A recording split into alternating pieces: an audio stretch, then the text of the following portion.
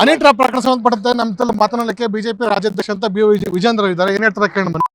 ಮೊದಲಾಗಿ ಈ ಹಿಂದೆನೂ ಸಹ ಈ ರೀತಿ ಪ್ರಕರಣಗಳ ಆರೋಪ ಕೇಳಿ ಬಂದಿತ್ತು. ಈಗ ಹಿಂದೆ ಕಾಕಪ್ಪ ಬಂಡಿ ಅವ್ರ ಮೇಲೆ ಆರೋಪ ಬಂದಾಗ ಸುಮಾರು 28 ಜನರ ಮೇಲೂ ಸಹ ನಿಮ್ಮ ಸರ್ಕಾರ ಇದ್ದಾಗ, ಹಿಂದೆ ಬಿಜೆಪಿ ಸರ್ಕಾರ ಇದ್ದಾಗ ಬಂದಿತ್ತು, ತನಿಖೆ ಆಯ್ತು, ಅದರಲ್ಲಿ ಮತ್ತೆ ಸತ್ತೋಯ್ತು. ಈಗ ಮತ್ತೊಮ್ಮೆ ಆರೋಪ ಬಂದಿತ್ತು. ತಾವೇನ್ ಹೇಳ್ತೀರಿ ಸರ್?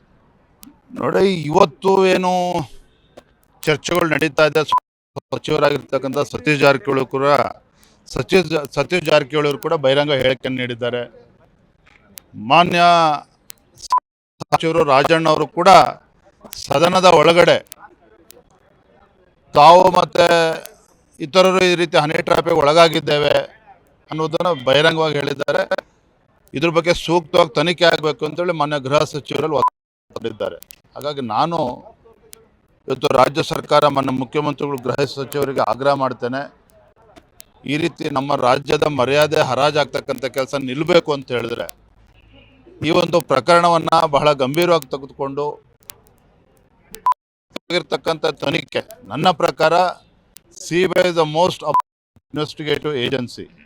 ಯಾವುದೋ SIT ಮಾಡಿ ಕೈ ತೊಳ್ಕೊಳ್ತಕ್ಕಂಥ ಆ ಕೆಲಸ ಮಾಡೋದಿಲ್ಲ ಅನ್ನೋ ವಿಶ್ವಾಸ ನನಗಿದೆ. ಅವಕಾಶ ಮಾಡಿಕೊಡ್ಬೇಕು. ತುಂಬಾ ದಿನ ಚರ್ಚೆ ಆಗ್ತಿದೆ, ಕೇವಲ ಇದೊಂದೇ ಈಗಾಗಲೇ ಉಲ್ಲೇಖ ಮಾಡ್ತೀನಿ, ನಿಮ್ಮ ಸರ್ಕಾರ ಇದ್ದಲ್ಲೂ ಸಹ ಇತ್ತು, ಆದ್ರೆ ಅದನ್ನ ಮಟ್ಟ ಹಾಕುವಂತ ಕೆಲಸ ಆಗಿಲ್ಲ. ಈಗ ಮತ್ತೊಮ್ಮೆ ಅದು ಬಂದಿದೆ. ನಿಮ್ಮ ಪಕ್ಷದ ಶಾಸಕರು ಸೇರಿದಂತೆ ಕಾಂಗ್ರೆಸ್ ಶಾಸಕರು ಈ ಸಂದರ್ಭದಲ್ಲಿ ಅವ್ರ ಹೆಸರು ಕೇಳಿ ಬರ್ತಾ ಇದೆ. ಯಾರ್ಯಾರು ಅವರ ಅಭಿಪ್ರಾಯಗಳಿದೆ ಎಲ್ಲ ಸಂಗ್ರಹಿಸಿ ಎಲ್ಲದೂ ಸೇರಿ CBI ತನಿಖೆ ಕೊಟ್ಟರು ನಮ್ದೇನು ಅಭ್ಯಂತರ ಇಲ್ಲ. ಆದರೆ ಗಂಭೀರವಾಗಿರ್ತಕ್ಕಂಥ ವಿಚಾರ ಹುಡುಗಾಟಿಕೆ ಮಾಡೋದಕ್ಕಾಗೋದಿಲ್ಲ. ಇಂಥ ಗಂಭೀರ ವಿಚಾರ ರಾಜ್ಯ ಕೇಳಿ ಬರ್ತಾ ಹೆಚ್ಚು ಗಂಭೀರ ತಗೊಳ್ಬೇಕಾಗ್ತದೆ.